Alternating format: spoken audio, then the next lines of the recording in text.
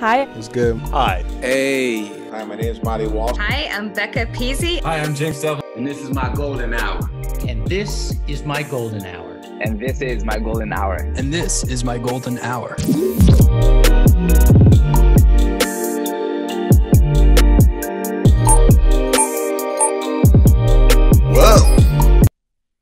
Whoa. Good morning, good afternoon, and good night. This is Conor Holway of the Golden Hours podcast. And dude, let's do a double clap to signify the start of an episode, right? We always used to do that in the studio, man. Damn, it's been a while, huh? Wow.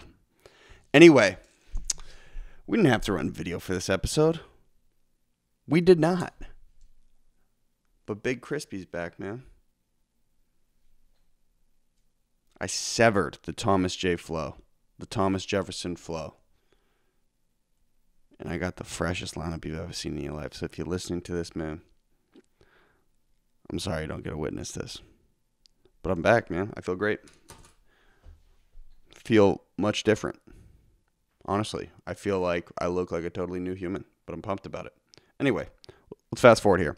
So 2 weeks ago, we discussed my marathon preparation for the Louisiana Marathon. And a lot of the videos I consume on YouTube, for the most part, are race recaps, fitness videos, stuff about ultra marathons.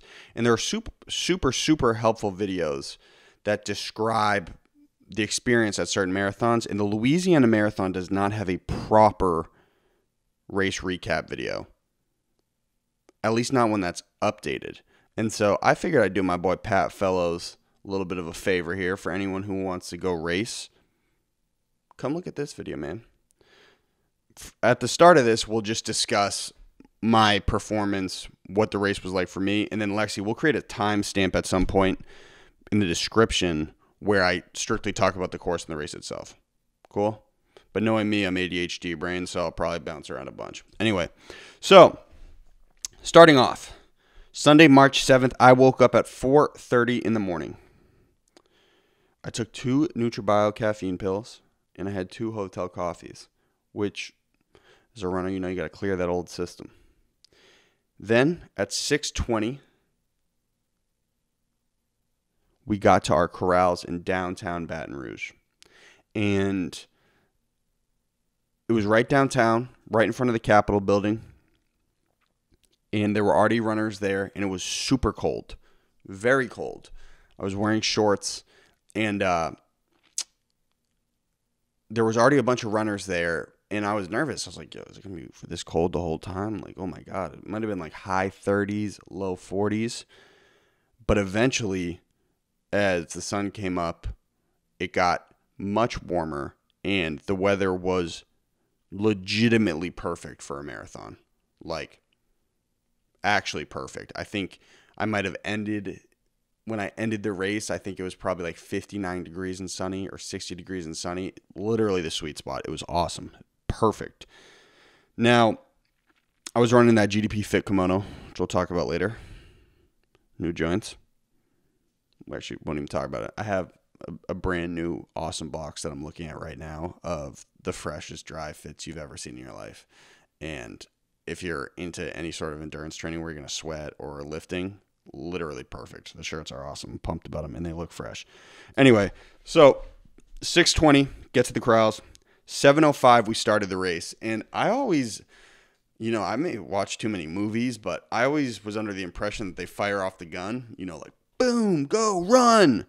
It was not like that whatsoever. They were pretty much just like, go.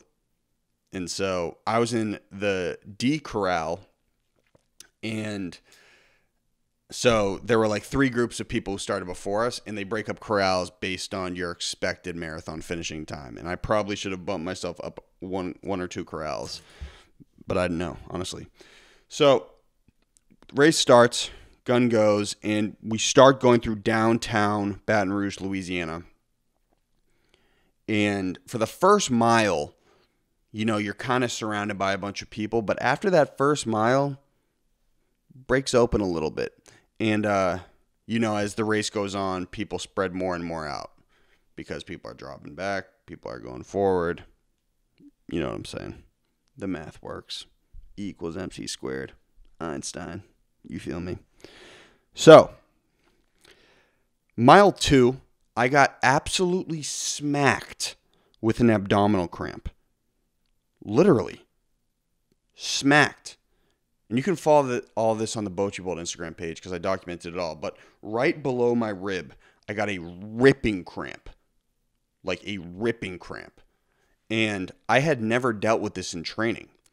And I'm still trying to figure out why this happened because, and I'm still getting the same cramp while I'm running right now. Because I didn't change any of the variables really in the pre-race, night before, anything. And so I don't know why it happened, but that was kind of the story of the race was mile 2 through 26.2, I was running with actually one of the worst abdominal cramps I've ever had in my life. And the thing is, it's really mental. So, if you have an injury or some sort of something that's not feeling right early on in the race, you're like, whoa, I want to be living with this thing for a long time. And so, you want to pull back, but like your mind is telling you, you should take it a little bit easy. But at the same time, it's like, no, you've done all this training. You got to show up. You got to go perform. And, that was the name of the game for my race is I had a terrible, terrible cramp the entire time. And I'm thinking if I can improve that cramp, I can do some serious damage out here. You know what I'm saying? Like I was not performing at my best and I performed a lot better than I anticipated. Anyway, my mother, Bix, and my Glanty were with us. And so as I was saying, during my training, I use an endurance drink called G1M Sport by this supplement company called Bear Performance Nutrition. And I was worried that COVID protocol, all that, I wasn't going to be able to actually place the drink on the course. But I gave it to my mom, Jack and Carl, and mile 8, mile 14, mile 20, they were posted up with the G1M Sport. The fact that they were at 8, 14, and 20 was incredibly beneficial, not just because they gave me the drink, but mentally it helps you break up the run. So it's like, okay, I'm going to eat that first 8 miles, and then I'm going to see them. Then I'm going to eat another 6, and I'm going to see them. Then I'm going to eat another 6, then I'm going to see them. That's how you kind of, when you run these long distances, you got to break it up with these little micro goals. Now, after 8 and 14, when I drank the G1M at 8, scooped it, my stomach turned into an absolute slosh pit. Like, going crazy. Like, my stomach felt like a water bottle almost. It was just really bad. And I attest that to the fact that I didn't actually bring the G1M scooper, like the little plastic scooper that they have in supplement bottles. I was using a hotel plastic spoon to put all my supplements in the bottle. So in turn, I didn't exactly calculate how much I put in, but I probably put too much in. I used about 5 tablespoons, 6 tablespoons of the G1M Sport. And then again, my stomach just turned into an absolute slosh pit. It made the cramps worse. And so mile 8 really fired up, but then I'm approaching mile 14 and I'm like, okay, that G1M Sport kind of bodied me at 8. Should I drink it here?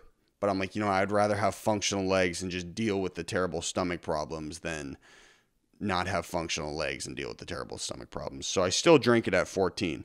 Then at 20, my stomach was going ballistic, literally going ballistic. It felt like a wave pool almost. Like I could hear the liquid sloshing around in my stomach. The cramps were going crazy. And I pretty much took one sip and then I dumped that thing on my head and I was out. That was it. See ya. Peace. Now, that's to say, my legs felt impeccable all day. The taper worked immaculately. Taper worked awesome. As I was saying, I got pretty bodied feet. I think I miscalculated it. I think I had said I have stress fractures. I believe I have plantar fasciitis, which is like kind of like muscle pulls in the arch of your foot. But I had it pretty bad all day. I mean, but I was used to training with that, so it wasn't that big of a deal. Now, the taper worked great. My legs felt so fresh, so good. You know, mile 11, my legs were just feeling like rockets. That was awesome. So, you know, next long distance, I will plan a taper pretty similar with a lot of cross training. Now, the only drawback to my legs was at 20 miles, and this is probably just a rookie mistake, but at 20 miles, I knew I was humming and making pretty good time. You know, I had looked down at when I was at half, and I was like, okay, I'm running like around a little below an 8-minute pace right now. If I can keep this up, I can eat around 3:30, I think. Like, that would be amazing. I remember looking down. And then at 20, I had kind of kept a consistent pace. At 20, I was like, I was thinking to myself, okay, yo, lock in. 20,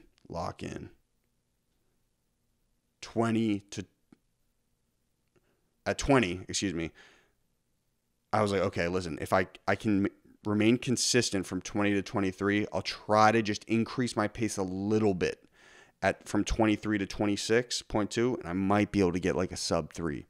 It was actually the opposite, and it was a rookie mistake because I figured, you know, I could just tell my legs to start moving faster. But what happens is, like, you legitimately have zero gas left in the tank.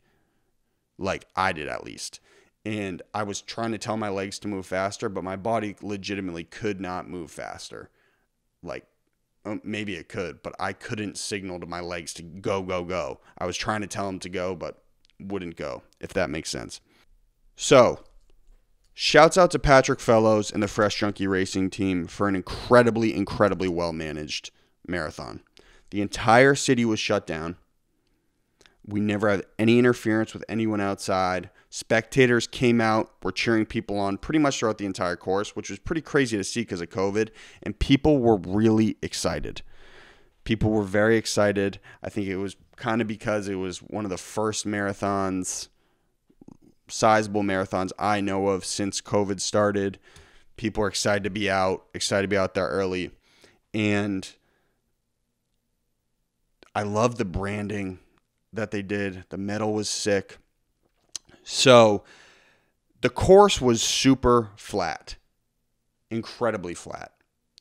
As I had mentioned, there's that one hill at the 25th mile, which I actually ran the day before just so I could get a sense of it. And 25th mile, that hill's legit. I don't care what anyone says. That hill is legit. It's not super long, but you're thinking about it. The one thing they don't talk about is there's these little rolling hills right before the 25th mile. Like, you're running through these neighborhoods the whole time with these really shady trees.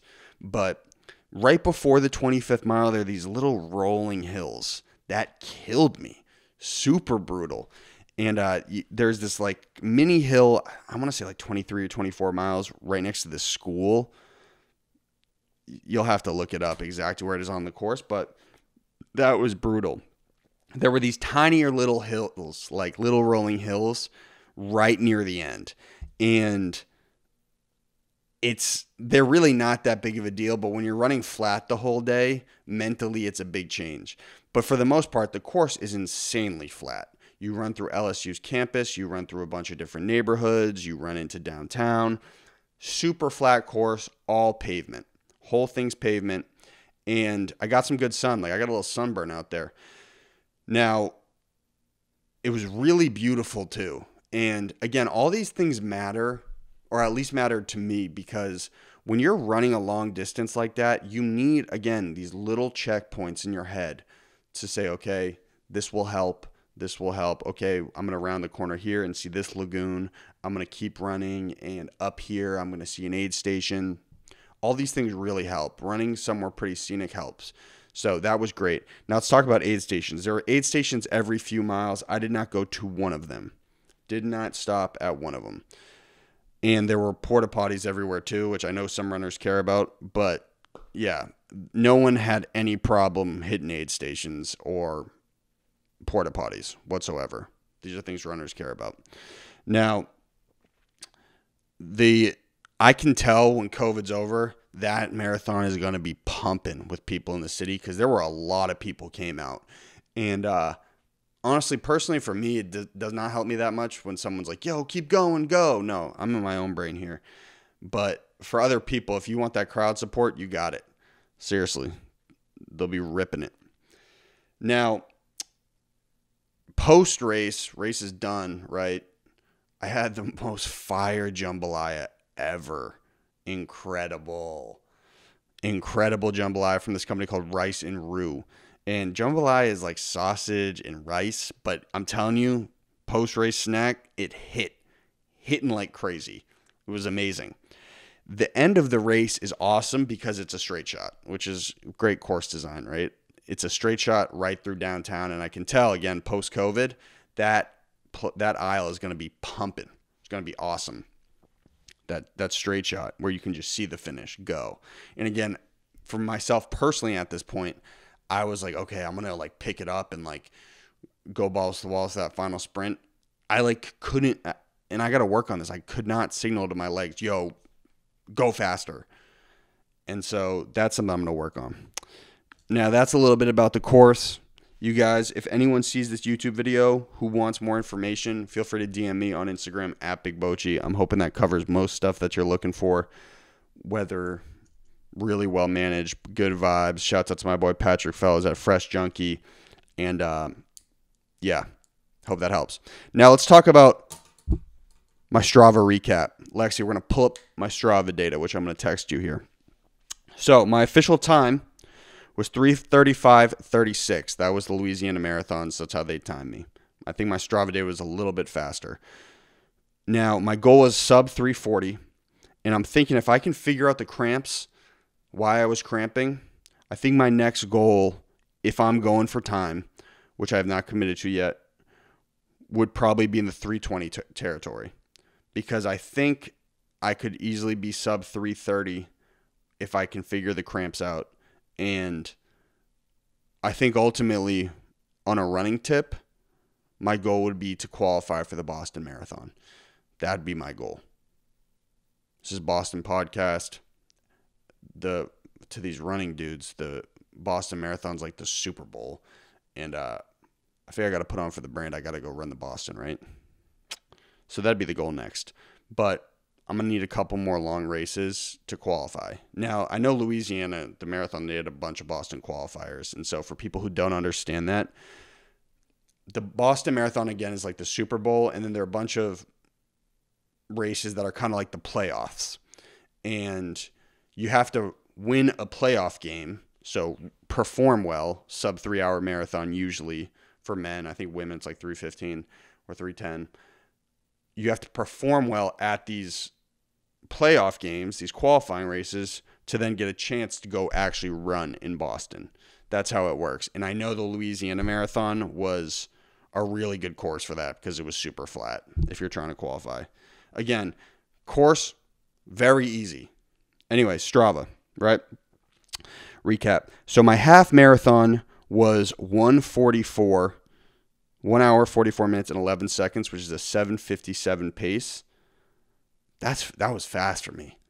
That was like my second or third fastest half. And it was all like a high 7-minute miles. I think there was like a 7:40 in there somewhere and low 8s. And I was holding that. Like I was humming, dude. I was plowing them down. Now, my 30K time, 30K is like 18.64 miles. I was still holding around an 8-minute pace. So I got a little bit slower, but not totally slower. And my real dip in performance was after that 18th mile. That's where I hit the inevitable wall where my performance dropped and I just got slower. I was still pretty consistent, but I just got slower. And so I need to hold my form better after 18 on my next race. I got to figure it out. I got to figure out how to push the wall a little bit, how to perform better at 18, 19, 20. And it's easy to say when you're sitting down, but when you're out there, so much shit comes up, you got no clue what's going on. Now, some solutions I've been talking about with my friend Mike, who's a pretty experienced marathon runner. He's going out for Boston this year, actually. He says maybe you should do some salt tabs, and maybe that will help eliminate the early cramping. Maybe you weren't hydrated enough. So I really have to figure that out. That's the name of the game for me. For the final 6 miles, I sat anywhere from an 8-minute and 10-second to an 8-minute and 34-second mile. So again, real dip in performance by 10 to about 30 seconds, which adds up. You know what I'm saying? So that's where I can really improve. I ran in the Saucony Endorphin Pros, awesome shoes. And the next stop's that Dirty 30, right, baby? We talked about that Dirty 30, right? I might not do the Dirty 30. Maybe I will. Who knows? Anyway. Post-race, right? Race ends. I was surprised I was up there, but I was kind of shooting for that sub 330, so I was surprised. I felt super pukey after because my stomach was sloshing around for that 26.2, and I didn't eat for like roughly an hour and a half after. I was like, oh my God, I feel terrible. Super, super nauseous after. Now, again, that jambalaya was hit the spot, perfect food, awesome. And my feet were just destroyed after. And I was pretty generally in a body bag for the next like 3 days. I ran, so the race was on Sunday. I had my first run back on Thursday. Yeah, so I took 3 days off. But I was still hitting the bike just to like get a little bit of blood in my legs. But post-race, super pukey. Shouts out to my boy Vortex. He'll tell you about his race. Classic. Dude literally collapsed. It was hilarious. But he finished. It's tough. It is mental. It's tough. My boy finished. So what's next? Again, thinking about that D30. I'm also thinking about running Boston. And so that would just require a lot less cross-training and getting much faster with a lot of speed workouts. And my focus now, maybe my focus changes next week, who knows, but my focus now is getting this movie done and locking in all the way on the movie. Also, physique is a top priority. I'm trying to get hot as hell. So the crucifix started like a week ago. Again, follow that Bochi Bowl page so you know. Now, is that it? That's not it, is it?